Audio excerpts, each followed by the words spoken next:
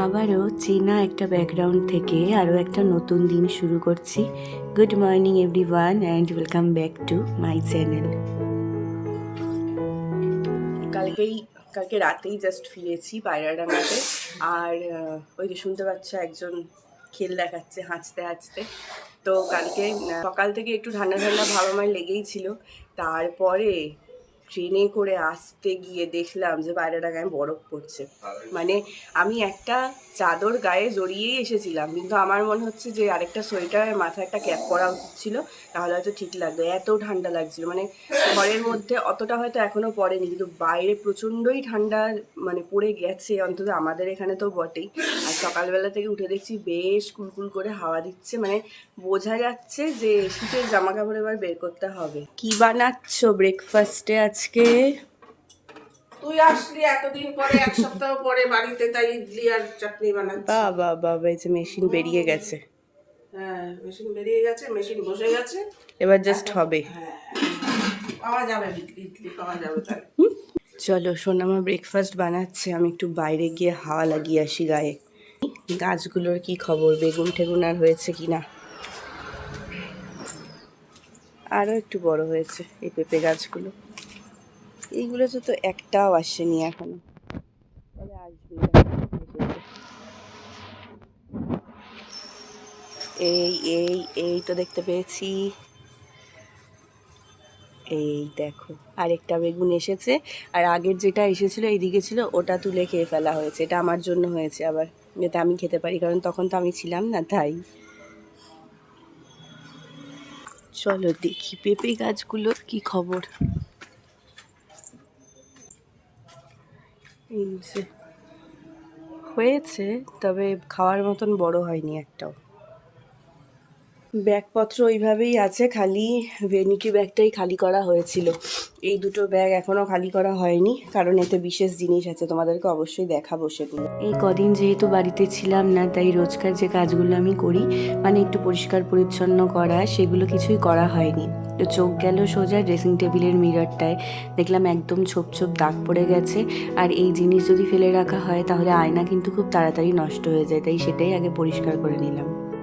এখানে আমি জামা কাপড়ের মেলা বসিয়ে দিয়েছি, তার কারণে সব শীতের জিনিস বেরোচ্ছে, আর গরমের যেগুলো মানে একেবারেই শীতের পরার মতো নয়, সেই জিনিসগুলো আবার শীতের জিনিসের জায়গায় চলে যাচ্ছে। সেই জন্য এই জায়গার এই অবস্থাটা ঠিক করব আমি। আর এই যে সোনামা ইডলি বসিয়ে দিয়ে গেছে, এটা সেকেন্ড রাউন্ড হয়েও গেছে। গার্নিশ করেছে, দেখেছো? হেভি লাগছে দেখতে। বেশ কিছুদিন আগে হটস্টারে দেখেছিলাম একটা বাংলা সিনেমা, সেটা হচ্ছে ভূত চক্র। তখনই ভেবেছিলাম দেখবো, তার কারণ ভূতের প্রতি ইন্টারেস্ট তো আমার সেই ছোটোবেলা থেকে, তো কিছুতেই দেখার সুযোগ হচ্ছিল না। আজকে যেহেতু অনেকগুলো জামা কাপড় একসাথে নিয়ে গোছাতে বসেছি, তো এক ঢিলে দুই পাখি মারলাম, মানে সিনেমাটা দেখতে দেখতে জামা কাপড়গুলো গুছিয়ে ফেললাম। আজকে স্নান সেরে উঠে দেখো আমি না একটা নতুন জামা পরেছি। এটা যেদিনকে বাড়ি গিয়েছিলাম সেই দিন বানাতে দিয়েছিলাম, আর যেদিন এখানে ফিরেছি সেদিনকে নিয়েও এসেছি। অনেক দিন ধরেই আমার ইচ্ছা ছিল এরকম একটা ফ্রক স্টাইল জামা বানানোর। এটা কিন্তু আমি পিস দিয়ে বানিয়েছি, আর পিসটা কিন্তু একটু যে মোটা ধরনের কটন মেটেরিয়াল হয় সেই জিনিস। আর এটা আমি বানিয়েছি যে কাকিমার কাছে আমি ব্লাউজ বানাই তার থেকেই। আমি না নাইটি পরতে খুব একটা বাড়িতে একদমই পছন্দ করি না, আমার নিজেকে কেমন একটা অসুস্থ অসুস্থ মনে হয়। তো অনেক দিন ধরেই ইচ্ছা ছিল এইরকম কিছু একটা বানিয়ে পরবো, যাতে বাড়িতে কাজকর্ম করতেও না অসুবিধা হয় আর দেখতেও ভালো লাগে। আর দেখো কাকিমা কি সুন্দর এখানে ভি নেক তো করেইছে, পাইপিং দিয়েছে, সাথে এরকম বাটনও ফিক্স করে দিয়েছে। আমার তো ভীষণ ভালো লেগেছে, আমি ঠিক যেরকম বলেছিলাম সেরকমই বানিয়েছিল। আর বলেছিলাম যে পিছনে যেন বেল্ট সিস্টেম থাকে, তো সেটাও করে দিয়েছিল। এত ভালো লাগছে, আমার নিজেরই বানিয়ে পরতে খুব ভালো লাগছে। তো তোমরা জানিও যে আমার এই ড্রেসটা তোমাদের কেমন লাগলো। আর তোমরাও যারা আমার মতন ফ্রক পছন্দ করো, তারা কিন্তু এইভাবে বাড়িতে বানিয়েও পরতে পারো। দুপুরবেলায় ভীষণ খিদে পেয়ে গিয়েছিল আমার, আর সোনামা আজকে করেও ছিল অনেক রকম রান্না। প্রথমে ছিল লাল শাক ভাজা, তারপরে ছিল বোয়াল মাছের মাথা দিয়ে আর সবজি দিয়ে কাটা চচ্চড়ি, তারপরে ছিল বোয়াল মাছের আলু বেগুন বড়ি দিয়ে পাতলা করে ঝোল। কি ভালো লাগছিল ঝোলটা খেতে, আসলে বোয়াল মাছ আমার ভীষণ পছন্দের, আর এই পাতলা ঝোলটা খেতে খুবই ভালো লাগে। আর তারপরে ছিল একটুখানি চিকেন, সোনামা আগের দিন বানিয়েছিল, কিন্তু আমরা দুজন যেহেতু বাড়িতে ছিলাম না, তাই আমাদের দুজনের জন্যই রেখে দিয়েছিল, তো সেটা দিয়েই খাওয়া শেষ করলাম। খুব জোরে খিদে পেয়েছিল, তাই বেশি খেয়েও ফেলেছি, তারপরে পেটটা আইঢাইয়া করছিল। মাসের মুদি জিনিস মোটামুটি সব আনা হয়ে গেলেও মশলাপাতিটা আমি পাশের দোকান থেকেই নিয়ে আসি। তো যেহেতু এই মাসে বাড়ি ছিলাম না শুরুর দিকে, তাই আনা হয়নি, তাই বিকেলবেলায় গিয়ে পাশের দাদার দোকান থেকে সব মশলাপাতি যা যা লাগবে সেগুলো নিয়ে আসলাম। আর বাইরে বেরিয়ে দেখলাম বেশ ঠান্ডা ঠান্ডা লাগছে, মানে একটা চাদর নিয়ে আসলে খুব একটা মন্দ হতো না, এটাই মনে হচ্ছিল। মশলাপাতির সাথে আরও একটা জিনিস এনেছি, সেটা হচ্ছে এই দেখো কফির প্যাকেট। আবার আছে কফি খেতে ইচ্ছা করছে। আর গলাটা যে আমার কি ডিস্টার্ব করছে, কালকে সকাল থেকেই করছিল, তোমাদের তো বললামই, আবার দেখছি এখনও করছে। তো ঠিক আছে, কফিটা একটু বানিয়ে খাওয়া যাক।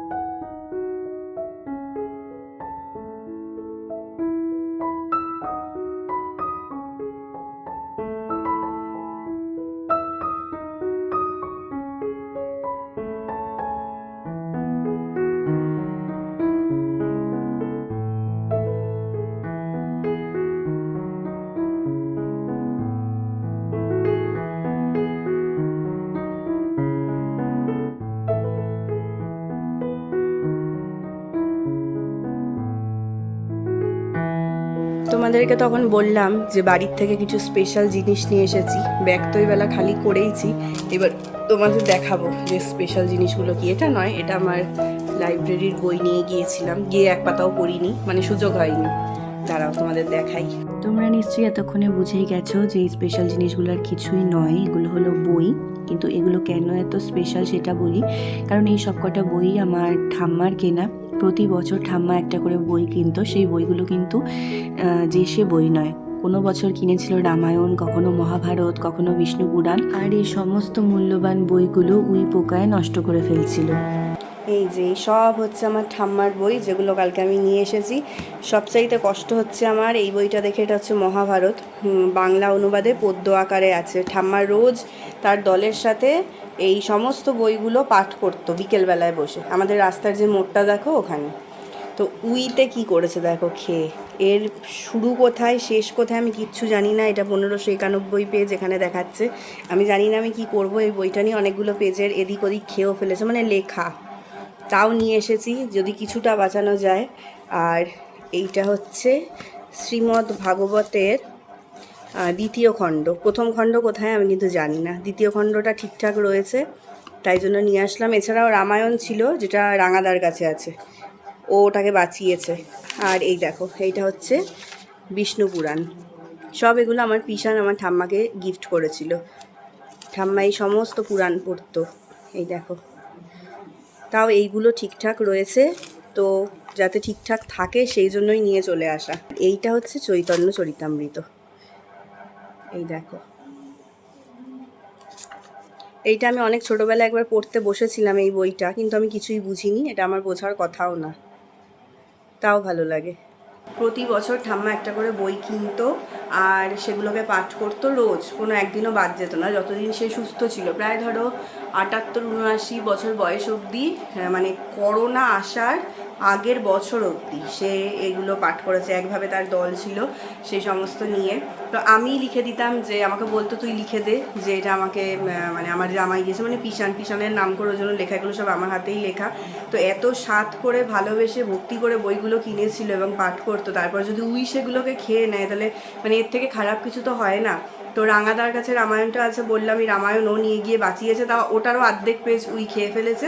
আর বাকিগুলো আমি নিয়ে আসলাম, যে বুঝি কি না বুঝি, কোনো দিন যদি প্রভু চান তো বুঝবো, অন্তত বাঁচিয়ে রাখি বইগুলো, তো সেই জন্যই নিয়ে আসা। এখন আমি এসেছি ডিনার বানানোর জন্য। আজকে ডিনারে বানাবো পেঁয়াজ কলি, আলু ভাজা আর রুটি। আসলে যেহেতু কালকে রাতেই সবে বাড়ি এসেছি, তাই কী বাজার সবজি আছে আমি খুব একটা ঠিক মতন জানি না। তো সোনামা বললো এটাই আজকে বানা, তো সেটাই বানানোর জন্যই এসেছি। খুব একটা বেশি সময় লাগবে না ভাজা হতে, কতটাই বা সময় লাগে। তো তোমাদের সাথে আরও একটা স্পেশাল, খুব স্পেশাল জিনিস আমি শেয়ার করব ডিনার হয়ে যাওয়ার পরে। অবশ্য সেটা তোমরা এতক্ষণে থাম্বনেল আর টাইটেল দেখে বুঝেও গেছো, কিন্তু কোনো জিনিসের স্পেশালিটি আরও বেশি বেড়ে যায় যখন সেটা অনেক দিনের অপেক্ষার পর আমরা পাই বা আমাদের হাতে আসে।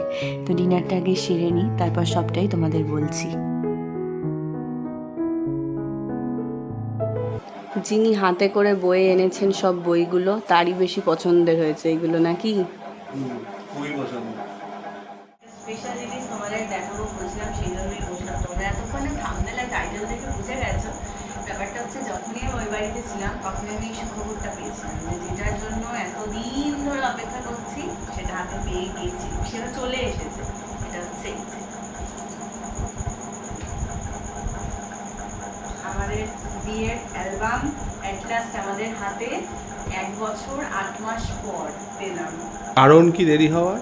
কারণ হচ্ছে আমার ফটোগ্রাফার বন্ধু বিয়ে করে ফেলেছিল, এটা হচ্ছে আর না, প্রথম কারণ হচ্ছে বাবার অসুস্থতার জন্য আমাদের ফটো, বাবার অসুস্থতা ঠিক আছে, বাবার আর আমাদের ফটো সিলেক্ট করে পাঠাতেও 6-7 মাস দেরি হয়ে গেছিল। বাবার অসুস্থতার জন্য একটু সিলেক্ট করে পাঠাতে দেরি হয়েছিল, কারণ সিলেক্ট আমি বহু আগেই মানে বিয়ের পরপরই বসে ওর ল্যাপটপ থেকে করে রেখেছিলাম। কিন্তু ওই যে ও বলেছিল যে নাম্বারগুলো মানে গ্রুম আর ব্রাইডের আলাদা আলাদা, সেই নাম্বারগুলোকেও লিখে লিখে পাঠাবে। এবার কতগুলো ছবির নাম্বার ঠিক মতন ভাবে করে পাঠানো, এটার জন্য একটু দেরি হয়েছিল। আর তারপরের কথা হচ্ছে আমার ফটোগ্রাফার বন্ধু বিয়ে করে ফেলেছিল, এটাও একটা কারণ, তো এতটা লেট হতো না। আর একটু ডেলিভারিতে লেট হয়েছে, সেটা আমি বলে রাখি, এটা লজিস্টিক্সের একটু প্রবলেম ছিল, মানে একটু সংগ্রাম করেই আমাদের হাতে এসছে ফাইনালি। আমাদের বিয়েটাও সংগ্রাম, হ্যাঁ, আমাদের অ্যালবাম পাওয়াটাও সংগ্রাম, সেটাই। যাই হোক, তোমাদেরকে কিছু ঝলক নিশ্চয়ই দেখাবো অ্যালবামের। আর তার থেকেও বড় কথা হচ্ছে মানে প্রথম খুব একটু মন খারাপ লাগতো যে কবে পাবো এই দুটো স্পেশাল জিনিস, মানে এই দুটোই কিন্তু আমাদের একমাত্র স্মৃতি। কারণ আমি বলি যে আমাদের বিয়েতে কিন্তু কোনো ভিডিওগ্রাফি হয়নি, তার সহজ এবং সোজা ব্যাখ্যা হচ্ছে সেটার যে প্রাইসটা ছিল সেটা আমাদের পক্ষে অ্যাফোর্ড করা সম্ভব ছিল না। সেই জন্য আমি ডিরেক্ট বাবাকে বলেছিলাম যে আমার কোনো ভিডিও দরকার নেই, কারণ আমি এটা দেখেছি ভিডিওগ্রাফি যাদের আছে একবার দুবার দেখে নষ্ট সবার, আমার দিদি দাদা সবার, এটা আমি দেখেছি। তো সেই জন্য আমি আর সেটায় আলাদা করে ইনভেস্ট করতে চাইনি। এটা হচ্ছে মেইন স্মৃতি অ্যালবাম, যেটা থেকে যায়, বাবা মাদেরটাও আমরা এখনো দেখি। সেই জন্য এটাকেই বড় আকারে করা হয়েছে। শুধু ওটা অ্যাকচুয়ালি সত্যি ওগুলো থাকেও না, এগুলো পরে হারিয়েও যেতে পারে, অনেক কিছুই হতে পারে, নষ্টও হয়ে যেতে পারে। তো সেই জন্য আমরা সম্পূর্ণ এফোর্টটা এটার পিছনেই দিয়েছি, এটাকেই সেইভাবে তৈরি করেছি। যে বানিয়েছে সেও অসামান্য কাজ করেছে, সেটা ঝলক দেখলেই বুঝতে পারবেন আপনারা। এটা হাতে পেয়ে কালকে বাড়িতে এসে আমি দেখছি, আর আমি হাতে পেয়ে ভাবছি ও না, আমার বিয়েটা বেশি দিন হয়নি।